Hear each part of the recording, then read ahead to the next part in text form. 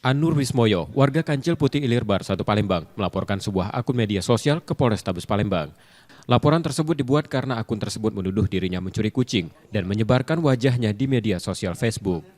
Anur melaporkan dugaan pelanggaran Undang-Undang Informasi dan Transaksi Elektronik dengan membawa bukti tangkapan layar unggahan yang memuat wajahnya. Ia membantah tuduhan pencurian tersebut. Sebelumnya Anur sempat mencoba melacak pemilik akun dengan berpura-pura ingin membeli kucing. Namun komunikasinya terputus setelah nomornya diblokir. Awal mula tadi kan jam 4 subuh aku bangun tuh. Lihat postingan di Facebook, di grup kan, berkucing. Ada postingan orang foto saya sama profil saya, Pak. Dituduh maling kucing keliling, Pak. Suka cek maling kucing, suka keliling cek maling kucing. Dijual ke Cinde. Kita kenal sama yang posting ini? Sama sekali tidak kenal, Pak. Akibat kita ditilang itu apa dampaknya kita? Ya malu, Pak. Grup itu 20.000 lebih orang.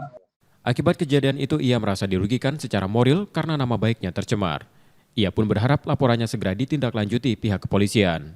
Yudi Kiswanto, Kompas TV, Palembang, Sumatera Selatan.